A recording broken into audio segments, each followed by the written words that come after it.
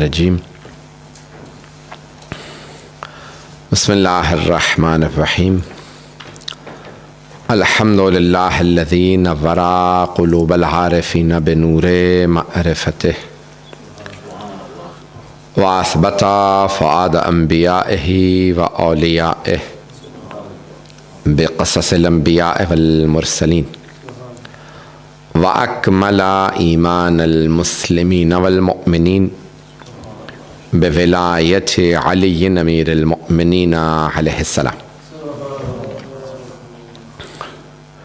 والصلاة والسلام والتحية والإكرام على أفضل الموجودات العبد المؤيد والرسول المسدد المصطفى الأمجد المحمود الأحمد أعني أبا القاسم محمد اللهم صل على محمد وآل محمد وعلى روحه ونفسه وسحره ووسيه سيد الأتقياء والأصفياء مولى الموالي إمام المتقين علي بن أبي طالب اللهم صل على محمد وآل محمد وعلى أوصيائه لا سيما بقية الله في الأرضين روحي وأرواح العالمين لتراب مقدمه الفدا واللعنة الدائمة على أعدائهم أجمعين من الآن إلى قيام يوم الدين أما بعد فقد قالت فاطمة الزهراء سلام الله عليها أيها الناس اعلموا أني فاطمة وأبي محمد أقول عود وبدأ ولا أقول ما أقول غلطة ولا أفعل ما أفعل شططة صلوات على محمد وعلى محمد اللهم صل على محمد وآل محمد حج الفرج میں نے صدیقہ کبریٰ حضرت فاطمۃ الزہراء سلام اللہ علیہا کے خطبہ فدکیہ کے ان جملوں کا انتخاب کیا تھا اور جو ان کا پورا مقدمہ ہے اسے آج پیش کرنا چاہتا ہوں بسم اللہ کہ خاتون جنت کو جب یہ معلوم ہوا، میں نے عرض کیا تھا کہ 28 صفر 11 ہجری میں سرور کائنات کا وصال ہے اور اول ربیع الاول کو بیعت کے مطالبے کے لیے در جناب سیدہ پہ مسلمانوں کا آنا یا کہہ لیں کچھ صحابہ کا آنا یہ درج کیا تاریخ نے، اور جناب امیر علیہ السلام نے بیعت نہیں کی. خود صحیح بخاری میں موجود ہے کتاب الاحکام باب رجم الحبلہ 94 جو ہے نمبر یہ باب ہے احکام کتاب الاحکام. وہاں خلیفہ دوم کا خطبہ موجود ہے جس میں 3 قابل ذکر باتیں موجود ہیں وہاں، جس میں فرماتے ہیں کہ کانت بیعت ابی بکر فلتتن، یعنی انہوں نے خود یہ لفظ فلتہ استعمال کیا کہ پہلے خلیفہ سے متعلق فرماتے ہیں کہ ان کی جو بیعت تھی وہ بہت بڑی غلطی تھی، اللہ نے اس کے شر سے امت کو بچایا.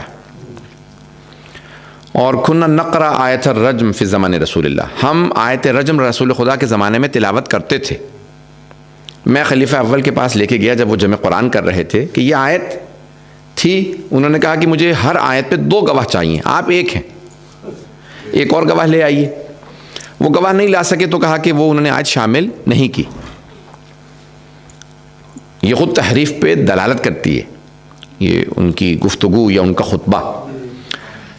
اور تیسری جو قابل ذکر بات ہے ولم یبایعہ کثیر، یعنی جب انہوں نے بیان کیا کہ خلیفہ اول کی کس کس نے بیعت نہیں کی، کثیر من الناس، یعنی بہت سے لوگوں نے، من المہاجرین والانصار، مہاجرین و انصار میں سے بہت سو نے پہلے خلیفہ کی بیعت نہیں کی. لیکن قابل ذکر وہ 2 افراد کو سمجھتے ہیں، منہم علی و زبیر. بیعت نہ کرنے والوں میں کتاب صحیح بخاری ہے اور اس کا یعنی جو باب ہے وہ ہے کتاب الاحکام باب رجم الحبلہ. وہاں درج ہے کہ جناب امیر نے علی بن ابی طالب علیہ السلام نے اور زبیر نے بیعت نہیں کی. ہمیں زور دیا جاتا ہے کہ بیعت کر لی تھی. تو یہ آیا خلیفہ دوم کی بات مانیں, صحیح بخاری کی بات مانیں, یا مسلمانوں کے علماء کی بات مانیں؟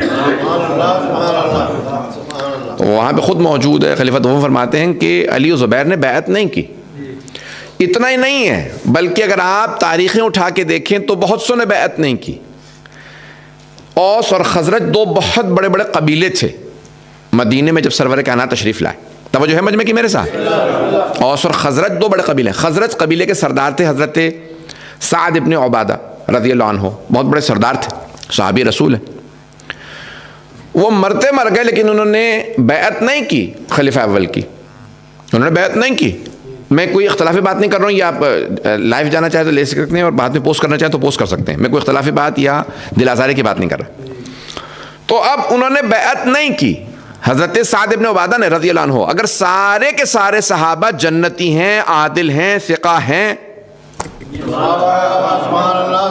کہ صحیح بخاری کا, امام بخاری کا یہی نظریہ ہے, بھائیوں کا یہی نظریہ کہ تمام صحابہ عادل ہیں, ثقہ ہیں, قیامت تک کے لیے آنے والے ہر مسلمان سے افضل ہیں, تو پھر ان صحابہ میں حضرت سعد ابن عبادہ بھی آ جاتے کہ جنہوں نے بیعت نہیں کی. جب ان سے کوئی سوال کرتا کہ بھی آپ بیعت کیوں نہیں کرتے خلیفہ اول کی, تو فرماتے تھے مجھے غدیر یاد ہے, میں غدیر کو نہیں بھولا ہوں تو میں بیعت کیوں کروں. تو عزیزان گرامی, آج ہم یہ کہتے ہیں کہ جب صحابہ میں خود اختلاف تھا, میں بالکل آسان اور بنیادی مسئلہ, کیونکہ میرے اہل سنت بھائی بھی سن رہے ہیں, پاکستان میں بھی سنتے ہیں, یہاں پہ بھی بہت سے لوگ سوال کرتے ہیں, تو اس لیے میں سمجھانا چاہ رہا ہوں جسٹ آف دا میٹر, یعنی پورا جو پورا ہمیں اگر سمجھ میں آ جائے کہ مسئلہ کیا ہے. دیکھیے اہل بیت میں اور کچھ صحابہ میں اختلاف ہوا, اہل بیت علیہ السلام میں اور کچھ صحابہ میں اختلاف ہوا. کس پہ؟ جانشینی پہ رسول خدا صلی اللہ علیہ وسلم کی. تو سرور کائنات کی جانشینی پہ سکسیشن کے اوپر اختلاف ہو گیا. اہل بیت علیہ السلام نے فرمایا کہ ہمارا حق ہے. اہل بیت کی جو رہبری کر رہے تھے وہ تھے جناب مولا کائنات, جناب امیر کائنات, امیر المومنین جو ہیں وہ سرداری کر رہے تھے, اور وہ فرماتے تھے میرا حق بنتا ہے. میں اکثر اہل سنت علماء سے پوچھ چکا ہوں کہ آیا آپ مانتے ہیں کہ جناب امیر علیہ السلام نے کہا کہ میرا حق ہے؟ اگر آپ کہیں نہیں مانتے تو میں دکھاتا ہوں کہاں کہاں لکھا ہے, اور اگر آپ مانتے ہیں تو پھر کیوں نہیں مانتے کہ اختلاف کا حق ہے. یہی ہمارا بنیادی نظریہ ہے کہ اختلاف کا حق ہے. تو جناب امیر کائنات علیہ السلام نے فرمایا کہ نہیں, میرا حق بنتا ہے. اور یہ صرف نہج البلاغہ کے خطبہ شقشقیہ کی بات نہیں ہے, یہ آپ کو بے انتہا مصادر کے اندر بات گفتگو مل جائے گی. تو اب اختلاف ہوا کچھ صحابہ میں اور اہل بیت علیہ السلام میں. اہل بیت نے کہا کہ ہمارا حق بنتا ہے. اس پہ جناب مولا کائنات سے جب دوسرے خلیفہ نے کہا کہ نہیں آپ کا حق نہیں بنتا, کیونکہ ایک گھر میں نبوت اور خلافت جمع نہیں ہو سکتے. مطلب غور سے سنیے گا. تو مولانا نے کہا کہ اچھا پھر آپ لوگوں کا حق کیسے بنتا ہے؟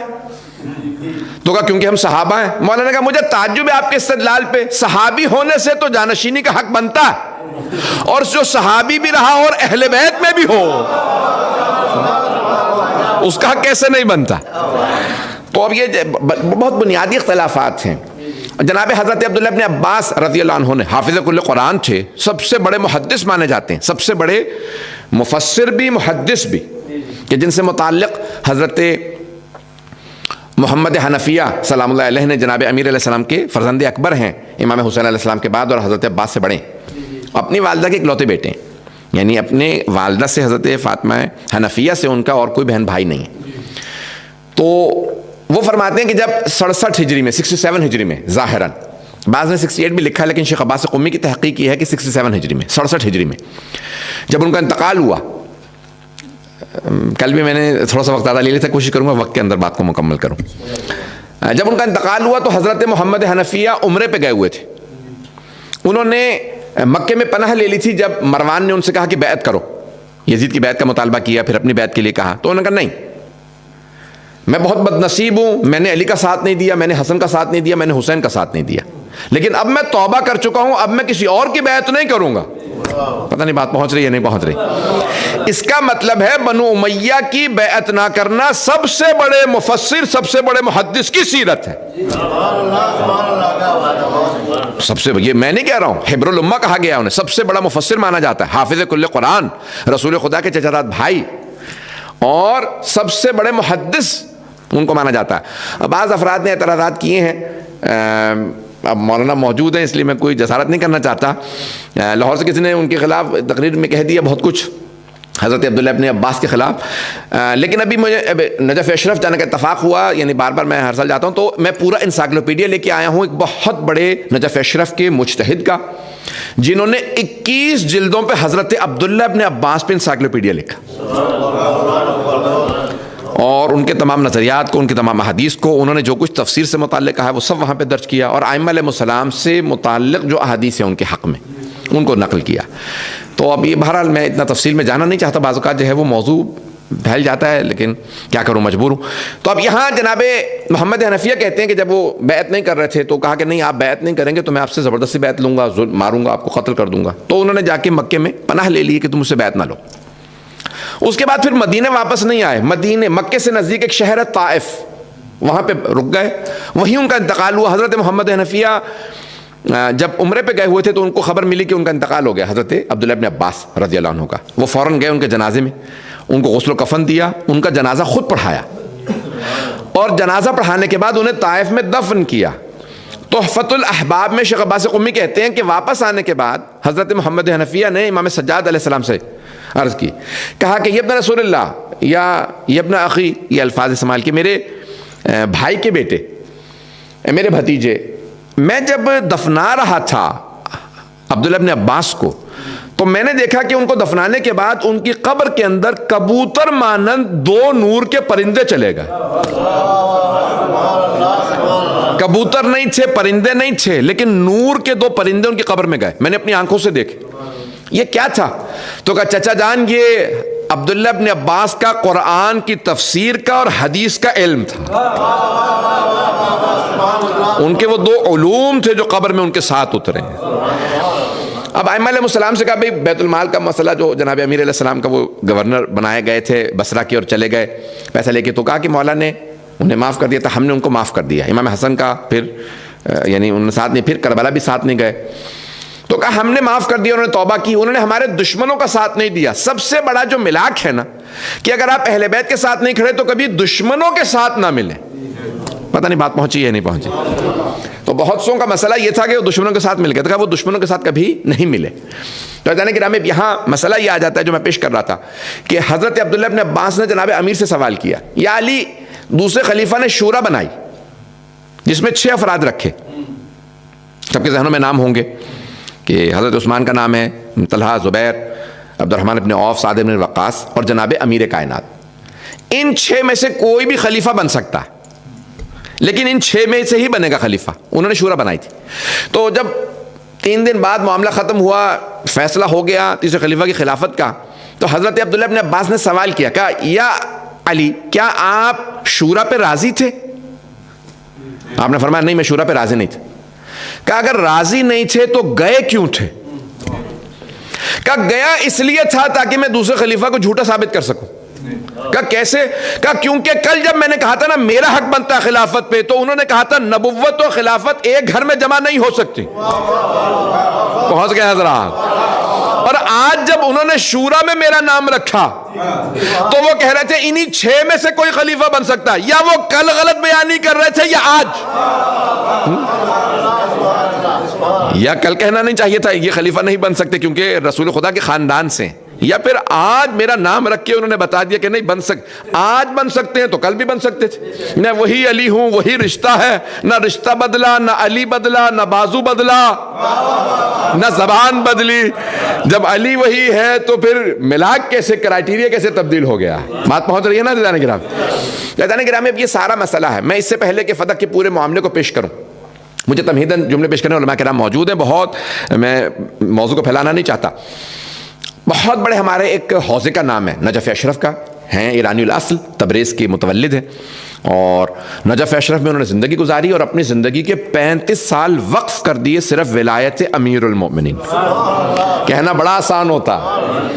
مرحوم علامہ شیخ عبد الحسین امینی، اور پوری دنیا کی لائبریریوں میں، کتاب خانوں میں انہوں نے خاک چھانی کہ میں وہ تمام کتابیں جن میں ولایت علی کا تذکرہ ہے اس کو سب کچھ جمع کروں، اور سب کچھ ہزاروں نہیں لاکھوں صفحات پڑھنے کے بعد انہوں نے 20 جلدوں پہ کتاب لکھی. کتاب کا نام رکھا الغدیر فی الکتاب والسنت والادب. مولانا تو پہنچ گئے. الغدیر صرف الغدیر نہیں، غدیر کا واقعہ، فی الکتاب یعنی کتاب اللہ، فی الکتاب والسنت والادب سنت نبی، اور ادب شعراء. بھئی غدیر کو ثابت کروں گا 7 آیات سے انہوں نے ثابت کیا غدیر کو، قرآن سے، پھر احادیث نبوی سے، اور پھر ادباء کے کلام سے. 500 سے زیادہ شعراء کا کلام لکھا ہے جو غدیر پہ ہے. نہیں ہے مجمع بھئی علماء کرام موجود ہیں. صناعات 5 ہیں منطق کی روح سے، صناعت 5، برہان ہے، شعر ہے، مناظرہ ہے، مغالطہ ہے، اور یہ مجادلہ، یعنی کہہ لیجئے پوری یہ 5 بحثیں کی گئی ہیں، خطابہ. یہ 5 چیزوں سے برہان کیے گئے ہیں. وہ کہتے ہیں شاعری تخیل سے متعلق ہے، منطق کی روح سے، تخیل سے، خیال سے، امیجنیشن سے. شاعری کا تعلق ہے امیجنیشن سے. اب وہ کہتے ہیں 500 سے زیادہ شعراء نے غدیر پہ لکھا ہے، تو سب نے تصور تو کیا نہیں. اس کا مطلب ہے کچھ نہ کچھ ضرور ہوا ہے غدیر میں. بہت بڑی دلیل ہے.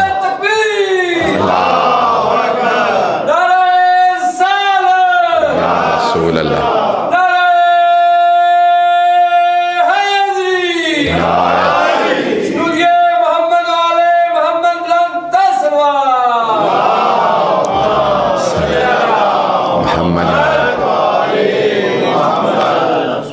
شکریہ محبت آپ کی توجہ فرما رہے ہیں نا جنان گرامی.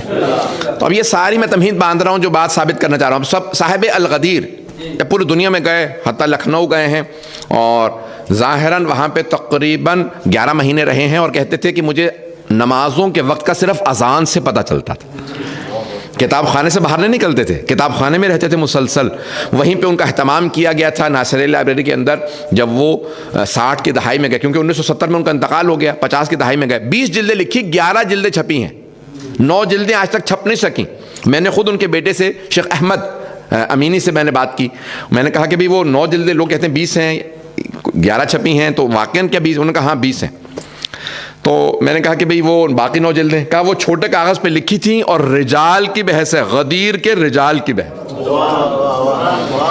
کہ کتنے محدثین نے. اور انہوں نے ثابت کیا کہ 124 یا 125 صحابہ نے غدیر کی حدیث کو نقل کیا، نہیں پہنچا سکا. دیکھیں ایک حدیث ہو نا، اور اس کا ایک راوی ہو، ایک صحابی ہو، تو اسے کہتے ہیں احاد. ابھی علماء کرام موجود ہیں، میں باریکیوں میں نہیں جانا چاہتا. احاد یعنی صرف اس کا ایک سند ہے، سند واحد ہے.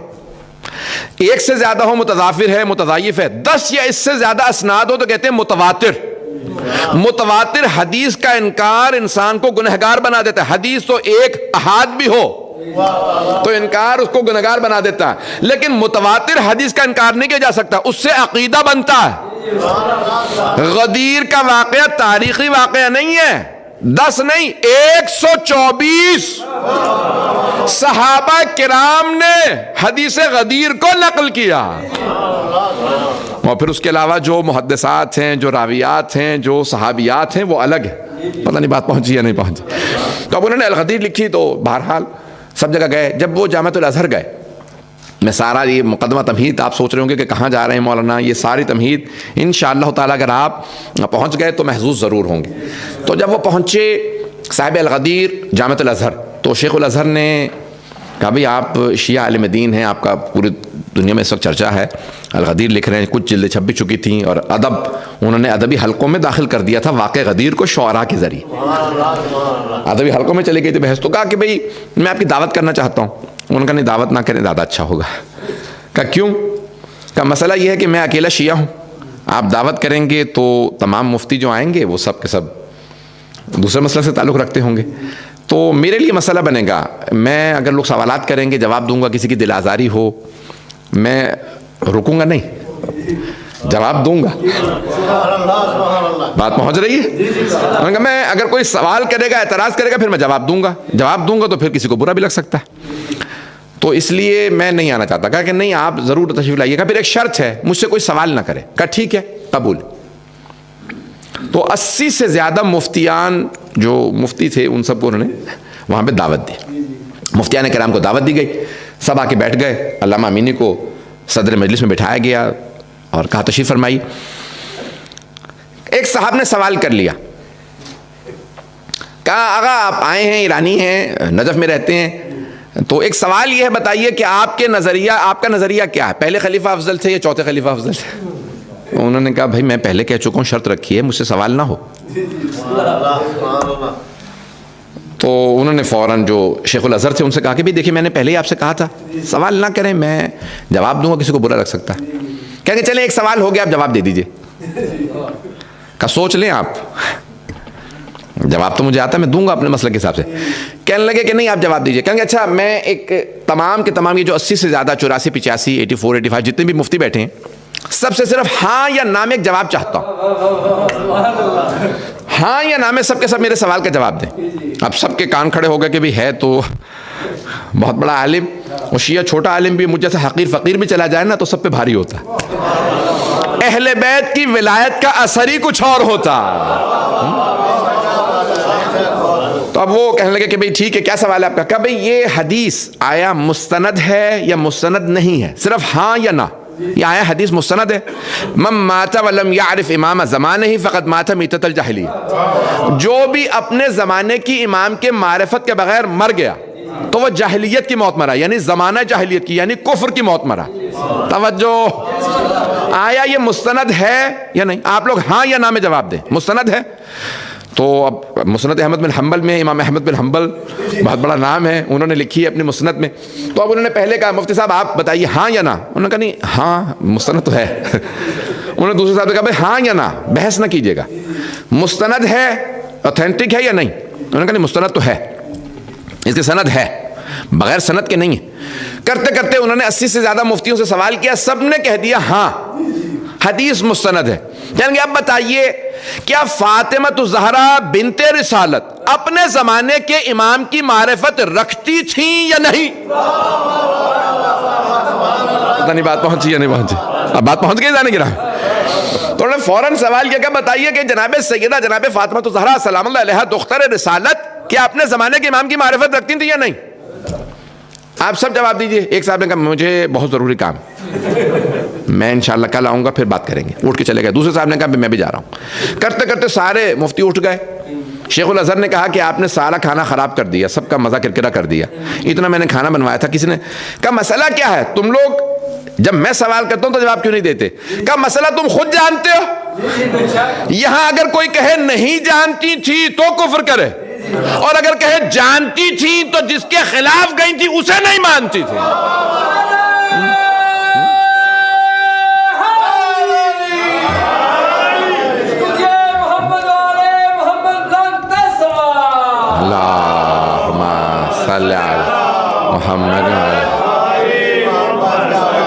بات پہنچ گئی جانے گا.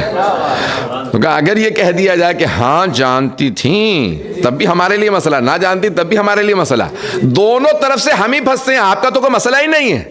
تو جانے گرامی اب یہاں پہ میں جو بحث پیش کر رہا ہوں کہ یہ پورا کا پورا مسئلہ جو خلافت کا مسئلہ, فدق کا مسئلہ ذاتی مسئلہ نہیں ہے, خلافت کا معاملہ بڑے بڑے علماء نے لکھا. تو اب یہ جناب خاتون جنت کو بتایا گیا کہ ربیع الاول کی ابتدائی تاریخوں کے اندر ایک میں نے کہا تھا کہ علماء کرام کے سامنے پیش کرنا بڑا مشکل ہو جاتا ہے, میں کوشش کر رہا ہوں ادھر نہ دیکھوں لیکن پھر بھی مجبور ہوں. تو عزیزان گرامی اب ایک مسئلہ ہے فے,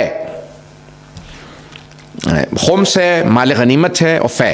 یہ مال غنیمت اور فے کا فرق سمجھ لیں. سورہ انفال, ویسے تو انفال وسیع مفہوم ہے, اس کے اندر فے بھی آ جاتے ہیں, دوسری چیزیں بھی آ جاتی ہیں, لیکن فے کہ جہاں پہ جنگ نہ ہو, جہاں جنگ ہو اور جو کچھ ملے مال غنیمت اس میں پیغمبر اسلام کا بھی حصہ ہے, سردار کا بھی حصہ ہے, فاتح کا حصہ بھی ہے, سواروں کا, پیادوں کا, تمام مسلمان جو جنگ پہ گئے ہیں ان سب کا حصہ ہے مال غنیمت. لیکن اگر جنگ نہ ہو تو اس میں کیونکہ جنگ نہیں ہوئی, صحابہ کا کوئی حصہ نہیں ہے, وہ سب کچھ فے ہے اور رسول اسلام صلی اللہ علیہ وسلم کا. بات پہنچ گئی ہے دانگرام. تو اب جنگ کہاں ہوئی تھی؟ خیبر میں. اور جب خیبر کی جنگ ختم ہو گئی تو وہاں سے واپسی پہ راستے میں فدق آیا. جو فدق کے یہودی تھے انہوں نے نام سن لیا کہ کوئی حیدر کرار ہے, وہ رسول اسلام کے ساتھ ہے, تو اس سے جب اس سے مرحب حارث انتر نہیں لڑ سکے تو ہمارے بس کی تو بات ہی نہیں. تو انہوں نے کہا کہ اے مسلمانوں کے نبی, ہم آپ کو یہ اپنا باغ فدق دے رہے, ہم سرنڈر کرتے ہیں, ہم خود ہی ہار مانتے ہیں, یہ آپ باغ رکھ لیجئے, ہم جنگ نہیں کریں گے, ہمیں حیدر سے نہیں لڑنا.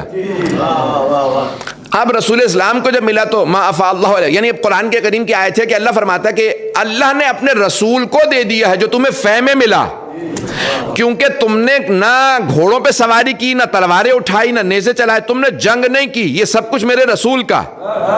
توجہ ہو, تو مسلمانوں کا تھا ہی نہیں, صرف رسول خدا کا تھا. جیسے ہی رسول اسلام پہنچے مدینے تو اللہ نے آیت نازل کی سورہ شورا کی, 42واں سورہ ہے, وَآتِ ذَا الْقُرْبَى حَقَّهُ, اے میرے حبیب اپنے قرابت داروں کا حق ادا کر دیجئے.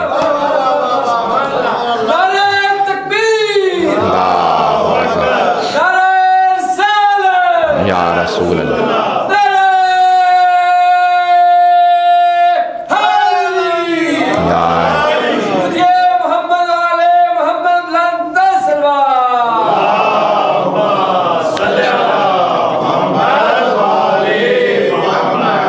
توجہ فرمائی جانے گرا.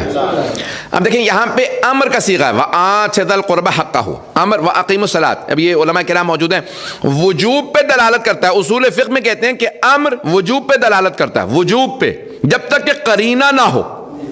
قرینہ ہو تو پھر وجوب پہ دلالت نہیں کرتا, استحباب پہ دلالت کرتا ہے. اب یہاں پہ اللہ نے اپنے حبیب سے کہا وَآتِ ذَا الْقُرْبَى, اے میرے حبیب حق ادا کر دیجئے. امر ہے, توجہ, یعنی حق ادا کرنا واجب تھا پیغمبر پہ. اب سوچئے سیدہ کا مقام کیا ہے, جن کا حق ادا کرنا پیغمبر پہ بھی واجب ہے. وَآتِ ذَا الْقُرْبَى حَقَّهُ, اپنے قرابت داروں کو, اپنے قریبیوں کو ان کا حق ادا کر دیجئے. تو پیغمبر نے قرابت داروں کو دیکھا سب سے جو مجھ سے قریبی ہے وہ فاطمہ, جو سب سے قریبی ہیں جناب سیدہ.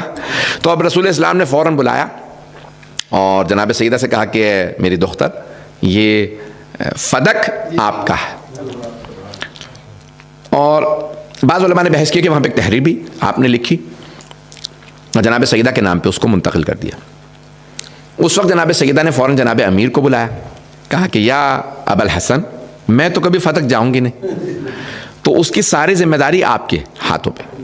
وہاں پہ ہاری, اب مجھے نہیں معلوم کہ اردو میں اور کیا کیا الفاظ ہیں اس کے لیے, جو کسان ہوتے ہیں, جو باغات کی دیکھ بھال کرتے ہیں, تو وہاں ملازم اپوائنٹ کرنا, نصب کرنا, معزول کرنا, اس کی باغات کی سالانہ پھر جو پھل آتا ہے, جو اس کا کھجور ہوں گے وہ سارے فروخت کرنا, جو کچھ.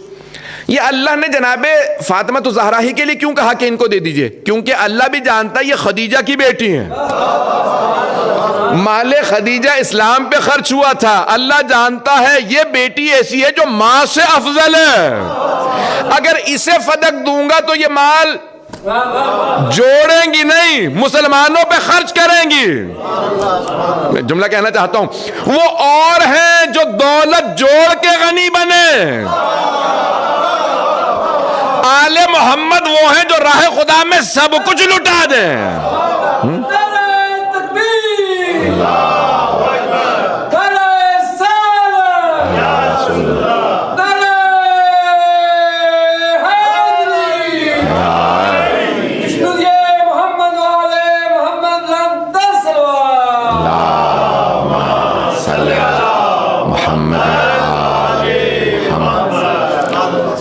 غور فرمائے سے جانے گرام.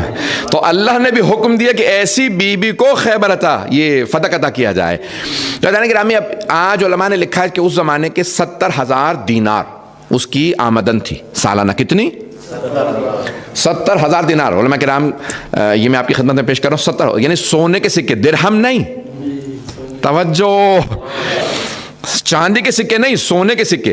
ہمارے ایک دوست سے انہوں نے کہا کہ اگر اس زمانے کے دینار کا وزن اتنا بتایا گیا ہے, اسے گرامز میں کنورٹ کیا جائے اور آج کی انکم بتائی جائے تو $20 ملین سے زیادہ آمدن بنتی ہے. آج کے حساب و کتاب میں پتہ نہیں لوگ ہیں یا نہیں. 2 کروڑ ڈالر سے زیادہ انکم. تو اب بہت سے افراد جو آپ سے کہتے تھے نا کہ 2 درختوں کا معاملہ تھا, شیعہ چھوڑتے ہی نہیں آج تک.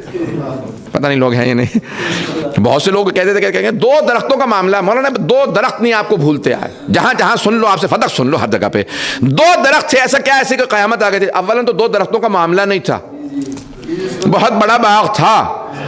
ابھی بھی یوٹیوب پہ موجود ہے. مرحوم آغا رفسنجانی نے کہا میں فدق جانا چاہتا ہوں. عبداللہ سے بڑے اچھے تعلقات تھے, جو بادشاہ تھا عبداللہ, ان سے بڑے اچھے تعلقات تھے. تو کبھی مجھے باغ فدق جانا. تو ویڈیو موجود ہے کہ اس میں ایک مرتبہ وہ کہتا ہے گندا پانی ہے, یہ پانی پینے لگے ہیں. آغا رفسنجانی کے لیے کہا, تو کہا گندا پانی پینے لگے ہیں. تو فوراً مترجم نے آگے بڑھ کے کہا کہ گندا پانی آغا یہ یعنی نوشیدنی نہیں, یہ پینے والا پانی نہیں ہے. کہنے لگے مگے میشے منسوب حضرت زہرا باشه, آیا ہو سکتا ہے جناب سیدہ سے منسوب اور پانی گندا ہو؟ کا سوچ غلیظ ہے جو سیدہ کو. خدا کی قسم میں نے اپنی آنکھوں سے دیکھا کہ انہوں نے اسی پانی میں سے ہاتھ ڈال کے نکالا اور اپنے ہاتھ میں منہ میں پانی پیا. کہا یہ جناب سیدہ سے منسوب ہے, مجھے اسی سے شفا ملے گی. انسان کی جیسی عقیدت ہوتی ہے. تو عزیزان گرامی اب یہ آج بہت بڑا باغ ہے, آج بھی اس کی جو ویڈیوز بنائی گئی ہیں بہت بڑا باغ ہے. تو اس زمانے کا بہت بڑا باغ. اور پھر میں کہتا ہوں نہیں چلے 2 آپ ہی کی مان لیتے ہیں, 2 ہی درخت تھے اور کچھ نہیں تھا, صرف 2 درخت تھے. 2 درختوں کا معاملہ تھا. کم از کم بات تو صاف ہو گئی, کون غاصب تھا, کس کا حق مارا گیا تھا. عزیزان گرامی یہ معاملات ایسے ہوتے ہیں جس سے بہت سی چیزیں واضح اور شفاف ہو جاتی ہیں.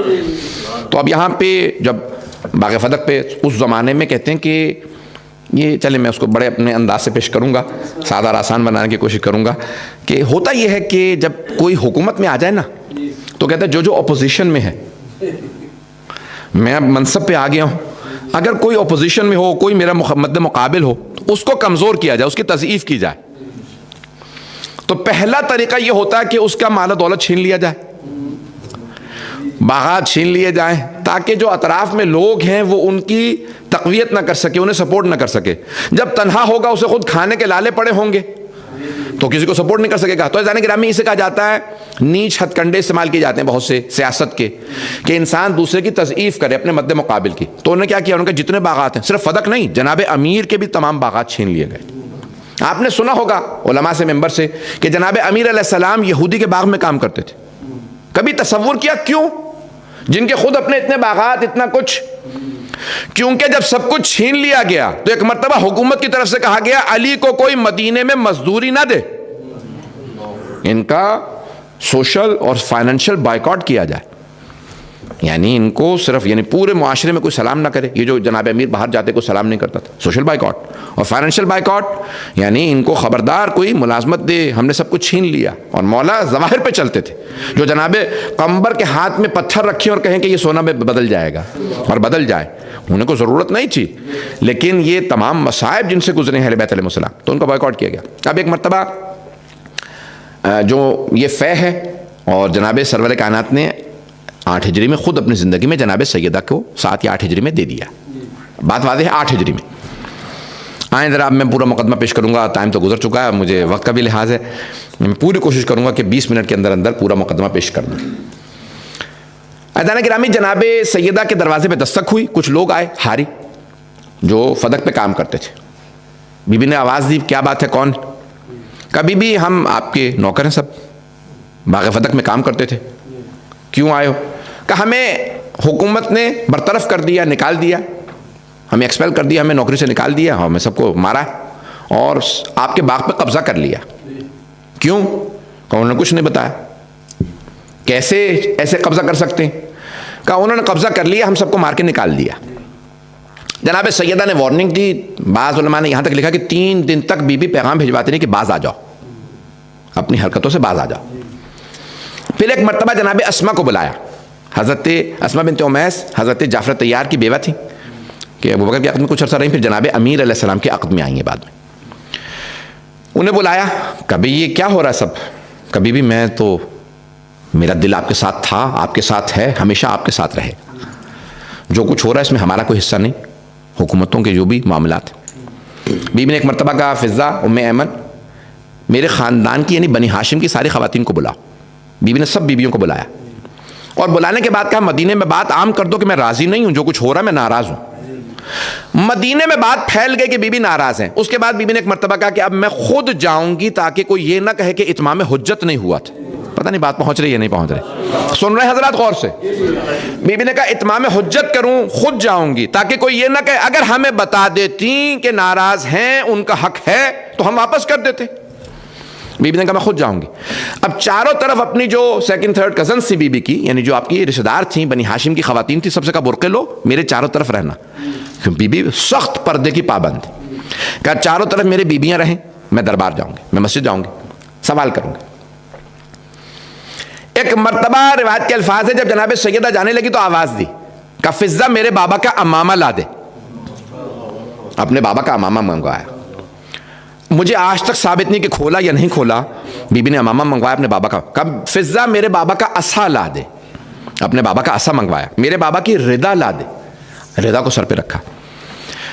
میں نے خود روایات میں پڑھا ہے کہ جب جناب سیدہ چل رہی تھیں تو ساری خواتین کہتی تھیں لگتا تھا خود رسول خدا تشریف لا رہے ہیں. اسی نورانی انداز سے وہی وجود مقدس لگتا تھا سرور کائنات واپس آ گئے ہیں, جس انداز سے جناب سیدہ چل رہی ہیں. اور کہا کہ بی بی کو بہت جلال, ایک مرتبہ کہا چلو میرے ساتھ.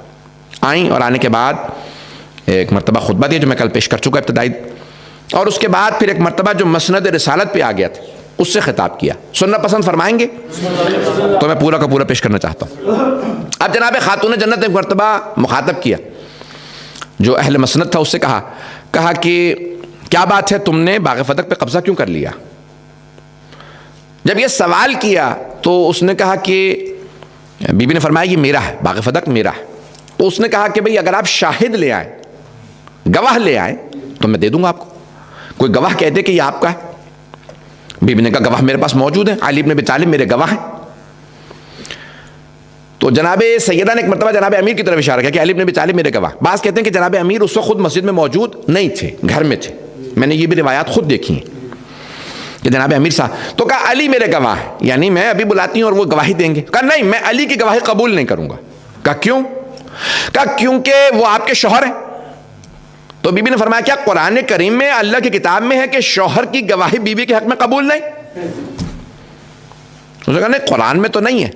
کہا کیا میرے بابا رسول خدا نے فرمایا ہے کہ شوہر کی گواہی بیوی کے حق میں قبول نہیں؟ کہا نہیں, رسول خدا نے بھی نہیں فرمایا.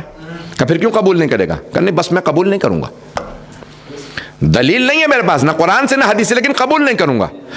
آج تک آپ کو ایسے مسلمان مل جائیں گے جو شوہر کی گواہی بیوی کے حق میں قبول نہیں کرتے اور دلیل یہی بناتے ہیں. وہ کہتے ہیں آیت نہیں ہے, حدیث نہیں ہے, لیکن کیونکہ پہلے خلیفہ نے قبول نہیں کی تو اس لیے وہ کہتے ہیں ہم قبول نہیں کریں گے. بی بی نے کہا کیوں قبول نہیں کرے گا؟ کہ نہیں قبول نہیں کروں گا, ختم, میں قبول نہیں کروں گا. بی بی نے کہا ٹھیک ہے, پھر حسنین میرے دونوں بیٹے میرے گواہ, یہ گواہی دیں گے فتح میرا. اس نے کہا نہیں, لیکن یہ دونوں نابالغ ہیں, پیغمبر بالغ کی گواہی قبول کیا کرتے تھے. تو بی بی نے فرمایا کہ اگر یہ تیری بات صحیح ہے کہ صرف بالغ کی گواہی قبول ہے اور حسنین کو بالغ ہو کے صرف گواہی دینے کا حق ہے, تو میرے بابا نے کیوں فرمایا تھا ان الحسن والحسین سیدہ شباب اہل الجنہ, بے شک کہ حسن و حسین جوانان جنت کے سردار ہیں. یہ نہیں کہا تھا جب بالغ ہوں گے تو ہو جائیں گے, نہیں ہے مجمع, یہ نہیں فرمایا تھا جب بالغ ہوں گے, فرمایا تھا ہیں, یعنی حال میں کہا تھا. اور انہا آ جاتا ہے تو اس کو حال میں لے آتا ہے کہ یہ دونوں جوانان جنت کے سردار ہیں. بالغ ہونے کا انتظار کیوں نہیں کیا؟ جب مجھے نہیں معلوم, میں ان کی گواہی قبول نہیں کروں گا. تو بی بی نے فرمایا پھر ام ایمن میری گواہ. ام ایمن, حضرت ام ایمن جناب آمنہ سلام اللہ علیہ کی کنیز تھی. انہیں سرور کائنات نے جب ان کو میراث ملی تو کہا میں نے آپ کو آزاد کیا. کہ نہیں, میں نے آپ کی والدہ سے وعدہ کیا تھا جب تک زندہ رہوں گی میں محمد کی خدمت میں رہوں گی, میں کہیں نہیں جاؤں گی. تو حضرت سیدہ نے اشارہ کیا حضرت ام ایمن کی طرف, کا ام ایمن میری گواہی دیں گے, یہ میری گواہ. تو انہوں نے کہا نہیں, یہ تو خاتون ہے, یہ تو قرآن میں آیت بھی ہے کہ ایک خاتون کی گواہی آدھی ہے, تو یہ تو ان کی گواہی آدھی ہے. حضرت ام ایمن کھڑی ہو گئی, بزرگ تھی, حضرت آمنہ سے بھی سن میں بڑی تھی, بہت بزرگ تھی. ایک مرتبہ کھڑی ہوئی اور کہا کہ اے مدینے والو, کیا تمہیں یاد نہیں اسی مسجد میں اسی منبر سے رسول خدا نے فرمایا تھا کہ اگر ام ایمن کبھی گواہی دے تو اس کی گواہی آدھی نہیں پوری ہے. کیونکہ یہ میری ولادت کی گواہ ہے۔ اللہ نے ایک ہی خاتون کو اتنی زندگی دی کہ پنجتن میں سے 4 کی گواہ حضرت ام ایمن، 4 کی گواہ۔ حضرت ام ایمن سے پوچھا نا مدینے والوں نے کہ کیسا آپ نے ولادت پائی؟ جناب سرور کائنات جناب سیدہ امام حسن حسین کا سب کی ولادت ایک سی تھی، آلائشوں سے پاک، تمام آلائشوں سے پاک، پاک و پاکیزہ آئے تھے۔ سرور کائنات بھی ویسے ہی آئے، ویسے ہی سیدہ، ویسے حسن، ویسے حسین۔ تو کسی نے پوچھا بھئی 5 کی گواہ کیوں نہیں ہے، 4 کی کیوں ہے؟ کہا کیونکہ علی کعبے میں آئے تھے، ایسے 4۔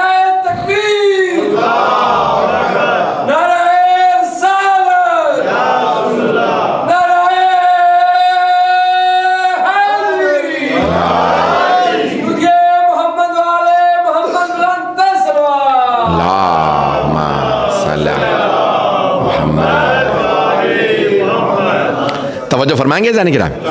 تو حضرت ام ایمن کھڑی ہو گئی، کہا کہ اے لوگوں، یاد ہے اسی مسجد میں رسول خدا نے فرمایا تھا کہ ام ایمن کی گواہی آدھی نہیں پوری ہے؟ سب خاموش رہے۔ بی بی نے فوراً فرمایا تم سب کا خاموش رہنا بتا رہا ہے سب کو یاد ہے۔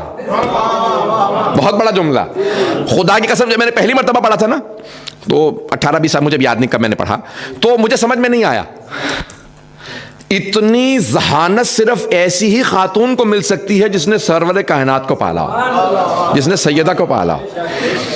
تو انہوں نے فرمایا کہ تمہاری خاموشی بتا رہی ہے کہ سب کو یاد ہے، اگر یاد نہ ہوتا تو تم بولتے یاد نہیں؟ پتہ نہیں لوگ ہیں یا نہیں۔ اگر یاد نہ ہوتا تو لوگ بولتے کہ یاد نہیں۔ تمہارا خاموش رہنا بتا رہا ہے کہ سب کو یاد ہے، پیغمبر نے فرمایا تھا کہ ام ایمن کی گواہی آج ہی نہیں ہے۔ کسی کو کہا ذو شہادتین، خزیمہ ذو شہادتین، خزیمہ کی ایک نہیں 2 دگنی گواہی ہے، 2 کے برابر ہے۔ جناب ام ایمن سے کہا کہ یہ خاتون کیونکہ میری گواہ ہے، ان کی عام خواتین کے مقابلے میں گواہی پوری۔ حضرات گرامی، انہوں نے کہا کہ نہیں، ہم گواہی پھر بھی رد کرتے ہیں۔ اب کیا ہوا؟ بی بی کے سارے گواہ رد کر دیے گئے، معاذ اللہ بی بی کی تکذیب کر دی گئی۔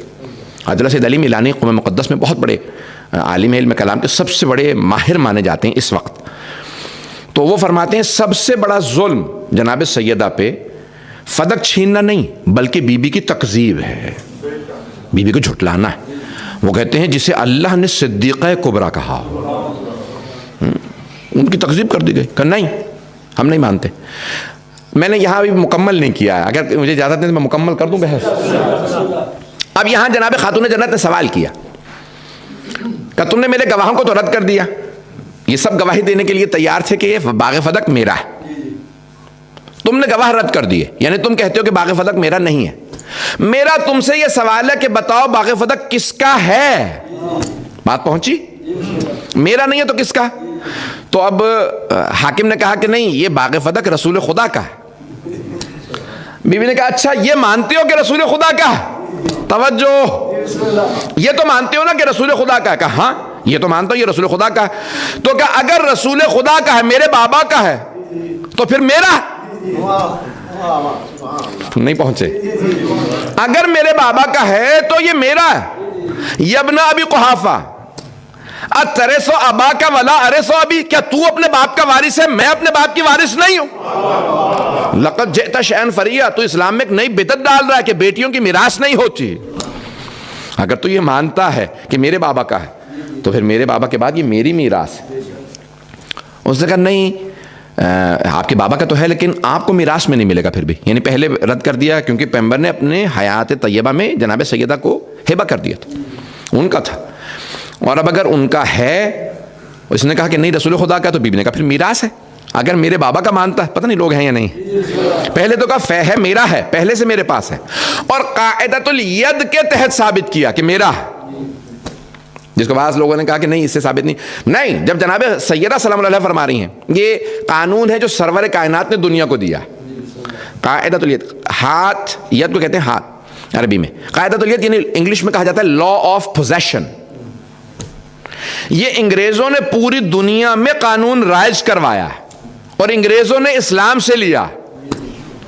میرے دوست نے ثابت کیا کہ انگریزوں نے اسلام سے لیا، ان کے پاس تو تھا ہی نہیں یہ قانون، یہ اسلام، رسول اسلام نے دیا، لا آف پوزیشن، جسے کہا جاتا ہے اردو میں کہتے ہیں آپ لوگ جو شے جس کے قبضے میں ہو۔ یہ امامہ میرے قبضے میں ہے، میرے پاس ہے. آئی ہیو دا پوزیشن، میرے پاس پوزیشن ہے. توجہ، میرے پاس ہے. اگر کوئی آدمی کہتا ہے یہ امامہ ان کا نہیں میرا ہے، تو گواہ اسے چاہیے، مجھے نہیں. پتہ نہیں لوگ ہیں یا نہیں ہیں. تو جناب سیدہ نے پہلے یہ فرمایا تھا اگر تو کہتا ہے کہ باغ فتح میرا نہیں تیرا ہے یا میرا نہیں ہے تو گواہ تو لے کیا، مجھے گواہوں کی ضرورت نہیں، کیونکہ میرے تو پاس تھا، تو نے چھینا ہے. جب تو نے چھینا اس کا مطلب ہے تجھے گواہ چاہیے، مجھے گواہ نہیں چاہیے. اس نے کہا نہیں، گواہ آپ ہی لے کے آئے. پھر جب یہ رد کیا، بی بی نے گواہ پیش کیا، پھر رد کر دیا. پھر بی بی نے کہا اچھا یہ بتا کس کا؟ نہیں آپ کے بابا کا. اچھا بابا کا، تو پھر میں وارث ہوں. اب تک بات کلیئر ہے؟ بی بی نے کہا میں وارث ہوں. اس نے کہا نہیں آپ وارث نہیں ہیں. بی بی نے کہا کیوں؟ تو اپنے باپ کا وارث، میں اپنے بابا کی وارث نہیں. اچھا ارے سو ابا کا ولا ارے سو ابھی. اس نے کہا نہیں، رسول خدا نے مجھ سے ایک حدیث کہی تھی، نحن معاشر الانبیاء لا نرث ولا نورث. نہ ہم کسی کے وارث ہوتے ہیں، نہ ہمارا کوئی وارث ہوتا ہے. وما ترکنا فہو صدقہ، جو ہم چھوڑ جائیں، جو ہمارا ترکہ ہوتا ہے نا، وہ صدقہ ہوتا ہے، میراث نہیں ہوتا. بی بی نے کہا تو ہر بات پہ مجھ سے گواہ مانگتا ہے، تیرے پاس اس حدیث کا کوئی گواہ ہے؟ پتہ نہیں لوگ ہیں یا نہیں. تو کہتا ہے میرے بابا نے یہ حدیث فرمائی ہے، تیرے پاس کوئی گواہ ہے؟ اس نے کہا نہیں گواہ تو کوئی نہیں ہے حدیث کا، مجھ سے رسول خدا نے تنہائی میں کہا تھا. میں اکیلا تھا بالکل تنہائی میں، انہوں نے مجھ سے کہا کہ ہمارا کوئی وارث نہیں، نہ ہم کسی کے وارث، اور جو ہم چھوڑ جائیں ہمارا ترکہ جو ہے وہ صدقہ ہوتا ہے. ایک خاتون نے پردے سے آواز دی، کہا نہیں بابا جان میں گواہ ہوں، جب رسول خدا تنہائی میں آپ سے کہہ رہے تھے تو میں پردے میں حجرے میں سن رہی تھی. پتہ نہیں لوگ ہیں یا نہیں، بات پہنچ رہی ہے نہیں. ایک خاتون نے گواہی دے دی، اب وہ اور شے مل گئی، کہ اب تک تمہیں گواہ بھی نہیں، تب تو گواہ بھی ہے. تو اب میں پیچھے نہیں ہٹوں گا معاملے سے کہ میرے پاس گواہ موجود ہے، اب تو میرے پاس گواہ بھی ہے. اچھا جس نے گواہی دی تھی نا، فارسی میں کہتے ہیں دروغ گورا حافظہ نہ باشد، جھوٹے کا حافظہ نہیں ہوتا. توجہ، اب جب کل وہی آدمی جس نے جناب سیدہ کو کہا کہ پیغمبر کی حدیث ہے جو ہم چھوڑ جائیں وہ صدقہ ہے، جب وہ انتقال کر گئے تو بیٹی نے کہا میری میراث میں یہ جو پیغمبر نے حجرے بنائے تھے 9 ازواج کے، ایک حجرہ میرا، میرے حجرے میں میری میراث میں میرے باپ کو دفنا دو. نہیں ہے مجمع. اب امام حسن مجتبی کھڑے ہو گئے، کہا نانی اماں آپ نے تو میری ماں کے خلاف گواہی دی تھی کہ انبیاء کا کوئی وارث نہیں ہوتا. جب بیٹی وارث نہیں تو بیوی کیسے وارث؟ پتہ نہیں لوگ ہیں یا نہیں ہیں. جب بیٹی ہی وارث نہیں تو بیوی کہاں سے وارث؟ یعنی کہ اب یہاں پہ گواہ مل گیا انہیں. جب گواہ مل گیا تو انہوں نے کہا کہ اب تو میرے پاس گواہ موجود ہے کہ ہم کسی کے وارث نہیں، ہمارا کوئی وارث نہیں، جو ہم چھوڑ جائیں، جو ہمارا ترکہ ہے وہ صدقہ. بی بی نے کہا کیسے مان لوں اس حدیث کو جو تو نے ابھی گھڑ لی؟ میرے بابا پہ قرآن نازل ہوا تھا، میرے بابا ایسی حدیث کہہ ہی نہیں سکتے جو قرآن کے خلاف ہو. نہیں لوگ جو قرآن کے خلاف ہو. قرآن کے کیسے خلاف ہے؟ بی بی نے کہا وارثہ سلیمان و داؤد، سلیمان نبی، سلیمان داؤد کے وارث بنے.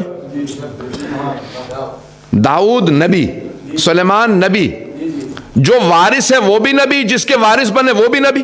تو کہتا ہے نہ نبی کا کوئی وارث، نہ نبی کسی کے وارث. قرآن کہہ رہا ہے نبی کا وارث اور نبی بھی وارث. پتہ نہیں لوگ ہیں یا نہیں. یعنی قرآن نہیں ہے. اب قرآن آتا ہو تو معاملہ ہے نا. اس نے کہا نہیں یہ میں آیت تسلیم. بی بی نے ایک اور آیت پڑھی. یہاں پہ ظاہراً 4 آیت کی تلاوت، 3 سب میرے ذہن میں ہیں، میں تینوں پیش کر دوں گا جو بی بی نے خطبے میں پیش کی. دوسری آیت بی بی نے فرمائی کہ جناب زکریا نے دعا کی رب حبلی، پروردگارہ مجھے ایک ایسا وارث عنایت فرما، یرثنی و یرث من آل یعقوب، جو میرا بھی وارث ہو اور ساری آل یعقوب کا وارث ہو. یعقوب نبی، ان کے بیٹے یوسف نبی. توجہ، جناب زکریا نبی، صرف ایک اولاد یحییٰ وہ بھی نبی. جو وارث ہے وہ بھی نبی، جس کے وارث ہے وہ بھی نبی. پتہ نہیں لوگ ہیں یا نہیں. بھی فرماتی تو کہتا ہے کہ نہ نبی کسی کا وارث، نہ ان کو کوئی وارث. قرآن کہہ رہا ہے وارث ہیں. چلے یہ تو گزشتہ امتوں کا ہو گیا حال. اب رسول خدا کی امت کو اللہ کہتا ہے اے ایمان والو یوصیکم اللہ للذکر مثل حظ الانثیین، اے ایمان والو اللہ تمہیں وصیت کرتا ہے کہ تمہارے بیٹوں کا حصہ بیٹیوں کی نسبت دگنا ہوگا۔ بی بی نے کہا یہ قرآن کی آیت ہے، اس میں اللہ نے استثناء بیان ہی نہیں کیا۔ سپریم کورٹ کے ایک بہت بڑے وکیل بیٹھے تھے میری مجلس میں، اندازہ نہیں ہو پاتا نا کہ کون کون بیٹھا، تو مجلس کے بعد ملے کہیں گے مولانا مجھے لگ رہا تھا عدالت میں کھڑا ہوں، پیشی ہو رہی ہے اور جج بیٹھا ہوا ہے اور یہ آدمی دلیلیں پیش کر رہا ہے، اگر میں مد مقابل ہوتا تو کیا ہوتا؟ تو کہا کہ میں لازماً ہار جاتا جتنی دلیلیں آپ نے پیش کی۔ میں نے کہا خدا کی قسم یہ دلیلیں میں نے نہیں دی، سیدہ نے دی۔ میں پاکستان کے ایک نامور، ان کا نام لینا شاید مناسب نہ ہو کیونکہ میں تو باہر آ جاتا ہوں، ان کی جان کو خطرہ ہو سکتا ہے، نامور ایک سپریم کورٹ کے پاکستان کے وکیل، وہ کہتے ہیں کہ جو آپ نے مقدمہ پیش کیا، بڑے سے بڑا مدلل، بڑے سے بڑا قابل وکیل لے آئیے، اس مقدمے کا جواب نہیں دے سکتا جو آپ نے پیش کیا۔ میں نے کہا میں نے نہیں پیش کیا، یہ خاتون جنت نے پیش کیا، اپنا حق پیش کیا، میں نے اپنا مقدمہ خود لڑا۔ تو ایک مرتبہ خاتون جنت نے فرمایا، کہا کہ قرآن میں اللہ نے آیت پیش کی ہے اے ایمان والو، تو یہ تو چلو گزشتہ امتوں کو آپ کہتے ہیں منسوخ ہوگی، کوئی بات پیش کر، یہ تو آیت مسلمانوں سے متعلق ہے، اے مسلمانوں تمہارے بیٹوں کا حصہ بیٹیوں کی نسبت دگنا ہے، کہ اس میں اللہ نے کوئی استثناء بیان نہیں کیا، ایکسیپشن نہیں ہے، God has not made any exemptions، اللہ نے کوئی exemption ہی نہیں دی، کوئی استثناء ہی نہیں ہے۔ یہ نہیں ہے کہ سارے مسلمانوں کے لیے ہے، پیغمبر کی بیٹی کے لیے نہیں، جب ایکسیپشن نہیں تو میں بھی شامل ہوں، میں بھی وارث ہوں، میری بھی میراث ہے، تو دلیل لا کے وارث نہیں ہوں۔ اور یہ حدیث جس کو گھڑ لیا تھا، نہیں حدیث اب تو میرے پاس گواہ بھی ہے، میں آپ کو میراث میں حصہ نہیں دوں گا۔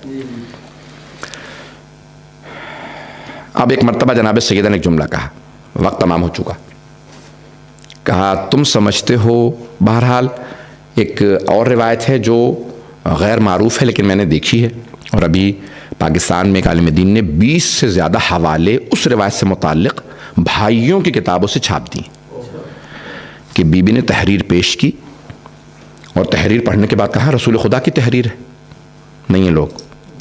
اب سمجھ میں آیا یہ ان پڑھ ثابت کرنا کیوں اتنا ضروری ہو گیا ہے، تاکہ یہ ثابت کیا جا سکے کہ ان پڑھ تھے، لکھنا جانتے ہی نہیں تھے، تو کیسے ہو سکتا ہے کہ بیٹی کو تحریر لکھ کے دے دیں۔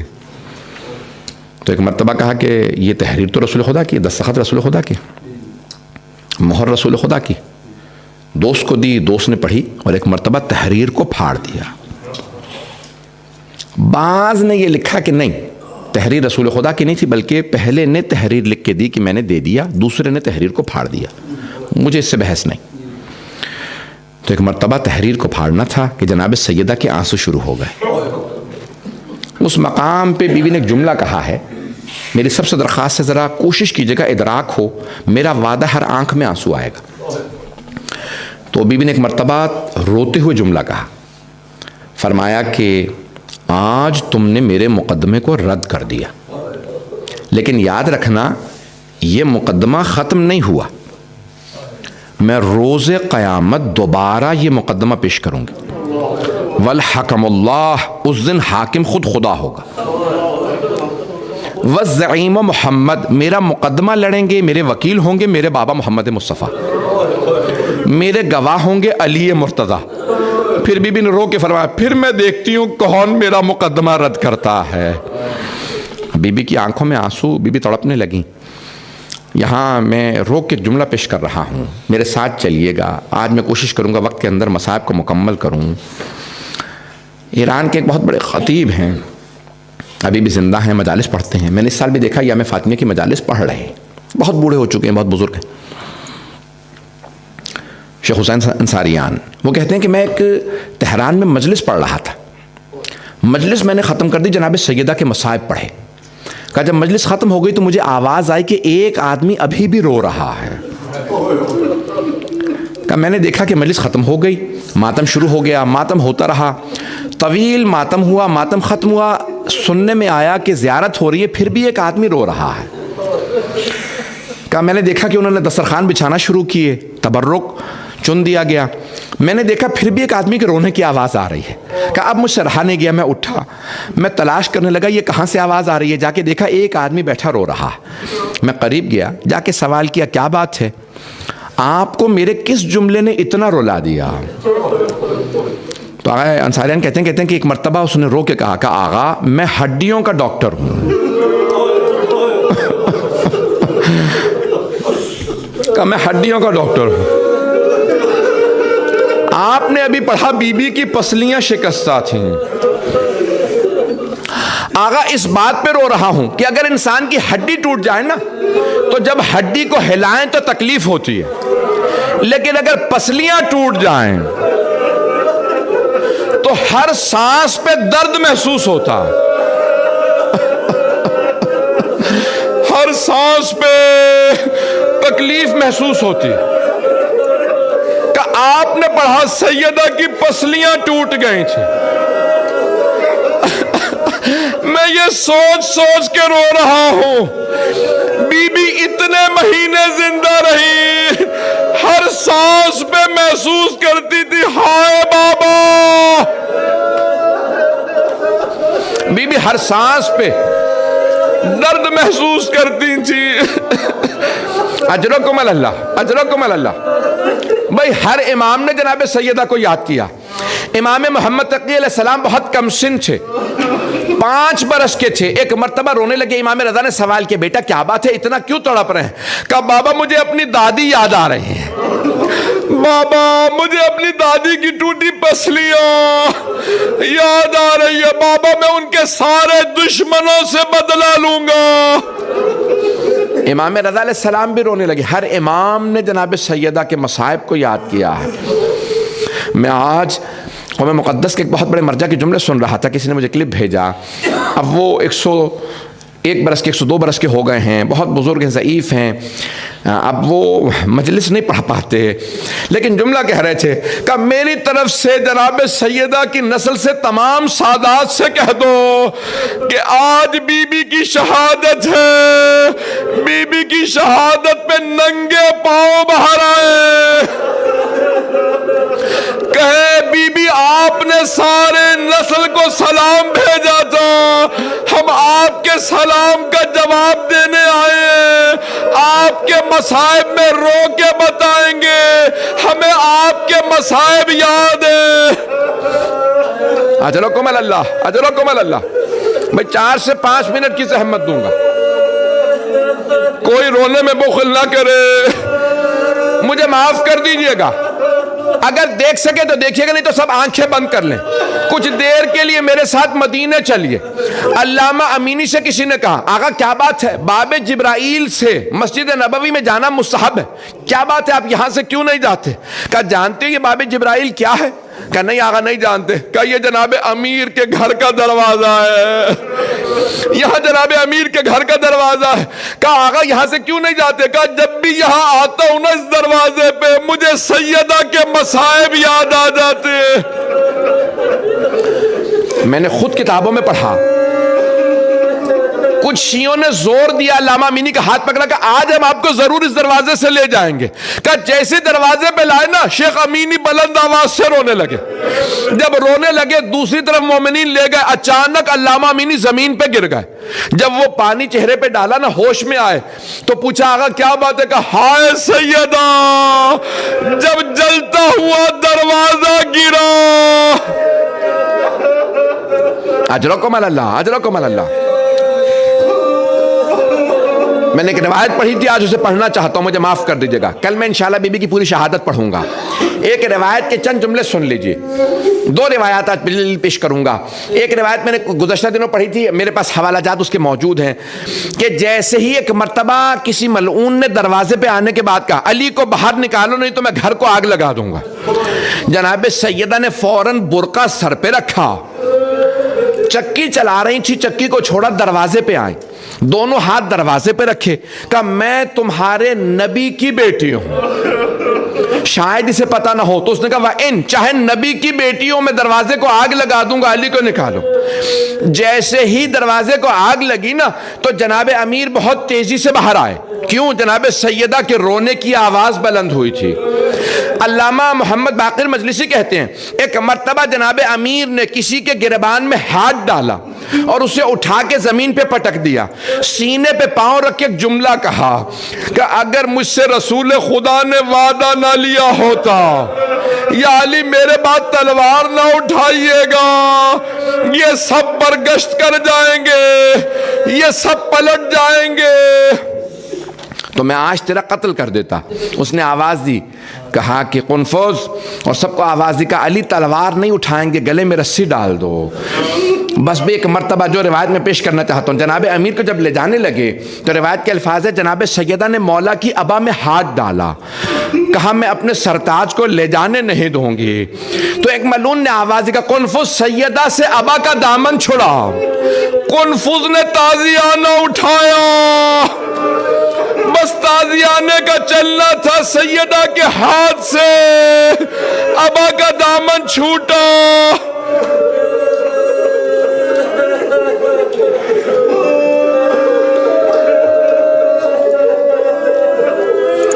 بس بھی میں نے تمام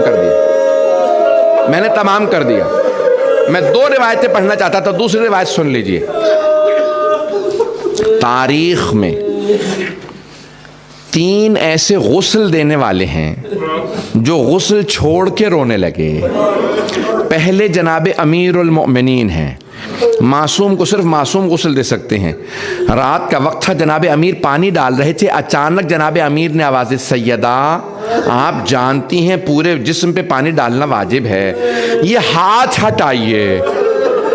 بس ہاتھ کا ہٹنا تھا، شیر خدا بلند آواز سے رونے لگے، ہائے سیدہ یا زہرا یا زہرا. جناب فضہ نے آواز دی، یا علی کبھی شیر بھی ایسے رویا کرتے ہیں؟ یا علی اتنی بلند آواز سے رو رہے ہیں؟ مولا نے فرمایا فضہ فاطمہ نے مجھ سے چھپایا، فاطمہ کا پہلو شکستہ تھا. جناب امیر سے برداشت نہیں ہوا. اجرکم اللہ، اجرکم اللہ. میں ہاتھ جوڑ کے کہوں گا روایت سن لیجئے. اب میں دیکھ رہا ہوں یہاں بہت سے لوگ برداشت نہیں کر رہے. وہ دوسری ہستی کون ہے جو غسل چھوڑ کے رونے لگی؟ شام کا زندان ہے، ایک چھوٹی سی بی بی کا لاشا ہے، ایک بڑی بی بی غسل دے رہی تھی. انہوں نے آواز دی سید سجاد مجھے بتائیے میں سکینہ کا کرتا اتار دوں یا رہنے دوں؟ مولا نے کہا پھوپھی اماں کرتا نہ اتاریے گا، میری بہن بڑی زخمی ہے. اجرکم اللہ. آپ کے بھی گھر میں چھوٹی بیٹیاں ہوں گی. ہائے اجرکم اللہ، اجرکم اللہ. آخری جملہ ہاتھ جوڑ کے جملہ پیش کر رہا ہوں. وہ تیسری ہستی کون ہے جو غسل چھوڑ کے رونے لگے؟ 95 ہجری ہے، مدینہ شہر ہے، امام باقر غسل دے رہے ہیں، 4تھے امام کا لاشا ہے. جیسے امام باقر نے کروٹ دی، 5ویں امام نے 4تھے امام کی پشت پہ پانی ڈالنا چاہا، نہ جانے پشت پہ کیسے نشان دیکھے، رو کے کہنے لگے ہائے میرے بابا آج تک پشت پہ نشان باقی تھے. الا لعنت اللہ علی القوم الظالمین.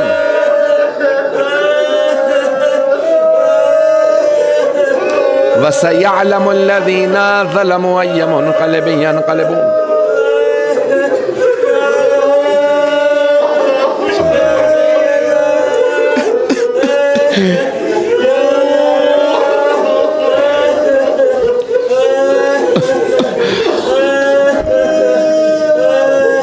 مختصر سی دعا کراؤں گا. ہمارے ایک مومن بھائی نے اپنے والد کی ایصال ثواب کے لیے اس مجلس کو اسپانسر کیا. شب جمعہ ہے, شب دعا ہے. میں دیکھ رہا ہوں مولانا سے تو برداشت ہی نہیں ہو رہا. آپ سوچئے یہ سید ان سے برداشت نہیں ہو رہا, اور وہ علی مرتضی جنہوں نے لاشا دیکھا تھا. اجرکم اللہ, اجرکم اللہ. بس بھائی مجھے دعا کے دو جملے کہنے. شب جمعہ ہے نا, ہر شب جمعہ شب شہادت بھی ہے. ہر شب جمعہ میں مستحب ہے کربلا کی زیارت کے لیے جاؤ. میں نے خود روایات دیکھی ہیں کہ خود جناب سیدہ مدینے سے کربلا جاتی ہیں شب جمعہ. جانتے ہیں کیوں؟ بی بی کہتی ہوں گی میرے لال آپ اتنے زخمی ہیں, ماں خود آ جائے گی. میں جملہ پیش کروں, مجھے معاف کر دیجئے گا. جناب سیدہ میں اور امام حسین میں بڑی نسبتیں ہیں. ایک نسبت پیش کر رہا ہوں, دونوں کی پسلیاں ٹوٹی ہیں. ماں کی پسلیاں جلتے ہوئے دروازے اور دیوار کے درمیان, بیٹے کی پسلیاں گھوڑوں کی ٹاپوں تلے.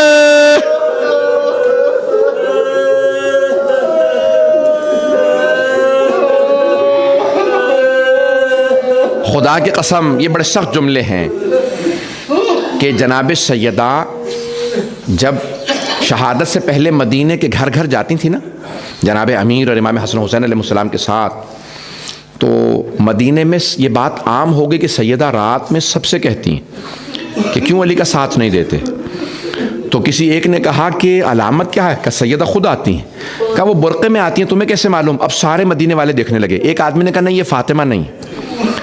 لوگوں نے کہا کیوں فاطمہ نہیں ہے, ساتھ میں علی ہیں, حسن حسین ہیں. کہا سیدہ 18 برس کی جوان ہے. یہ جو بی بی آ رہی ہے نا, ان کی کمر جھکی ہوئی ہے, ہاتھ میں عصا ہے. یہ کوئی 80 سال کی بوڑھی خاتون معلوم ہوتی ہیں. خدا کی قسم روایت میں جناب سیدہ کے بال سفید ہو گئے تھے, کمر جھک گئی تھی. بی بی فرماتی تھی صبت علیہ مصائب اللہ انہا. بابا اتنے مصائب آئے ہیں کہ مجھے بوڑھا کر دیا. پروردگار آج کی اس رات کے صدقے میں, شب شہادت کے صدقے میں, جناب سیدہ کے صدقے میں ہم سب کے تمام مرحومین, خاص طور سے بانی مجلس کے تمام مرحومین اور جو علماء کرام موجود ہیں ان کے تمام مرحومین, خاص طور سے خالد صاحب مرحوم اور دیگر جو علماء ہمارے اس سال میں انتقال کر گئے, بہت سے مومنین انتقال کر گئے, پروردگار ان سب کی قبروں کو منور فرما, ہم سب کی عاقبت بخیر فرما. پروردگار ہم سب کو زندگی میں بار بار جناب سیدہ کی شفاعت زیارت نصیب فرما. آخرت میں جناب سیدہ کی ہمیں اور ہمارے تمام مرحومین کو شفاعت نصیب فرما. پروردگارہ بہت سے لوگوں نے التماس سے دعا کی ہے, پروردگارہ سب کی دعائیں مستجاب فرما. کرونا وائرس کا خاتمہ فرما. پروردگارہ واسطہ اس بی بی کا جن کا ایک ہاتھ پہلو پہ رہا کرتا تھا. پروردگارہ تجھے واسطہ خاتون جنت کی عظمتوں کا. مرحوم آیت اللہ شیخ محمد حسین کمپانی اصفہانی سے ایک بہت بڑے نجف اشرف کے عالم دین نے میرے لیے نقل کیا کہ ان سے کسی نے سوال کیا, آغا نجف و کربلا کے ممبروں سے پڑھا جا رہا ہے کہ جناب سیدہ الٹی طرف کی کروٹ نہیں لے سکتی تھی, الٹی طرف کا پہلو شکستہ تھا. بہت بڑے ہمارے اصولی, بہت بڑے فقیہ گزرے ہیں, آیت اللہ شیخ محمد حسین اصفہانی. ان سے پوچھا, وہ رونے لگے. کہا آغا یہ روایت صحیح ہے یا صحیح نہیں ہے؟ کہ نہیں یہ روایت یوں نہیں ہے, بلکہ روایت یوں ہے کہ سیدہ کروٹ ہی نہیں لے سکتے, نہ سیدھی طرف کی نہ الٹی طرف کی. اتنی زخمی تھیں کہ مولا سہارا دے کے بٹھاتے تھے, سیدہ بیٹھ نہیں سکتی تھیں. پروردگارہ بی بی کے زخموں کا واسطہ ہماری گنہگار آنکھوں کو امام زمانہ کا ظہور دیکھنا نصیب فرما. کرونا وائرس کا خاتمہ فرما. جتنے یہاں پہ مومن و مومنات موجود ہیں سب کی دعاؤں کو مستجاب فرما. اس حسین تو زہرا کو, مدینہ العلم کو دن دگنی رات چوگنی ترقی عنایت فرما.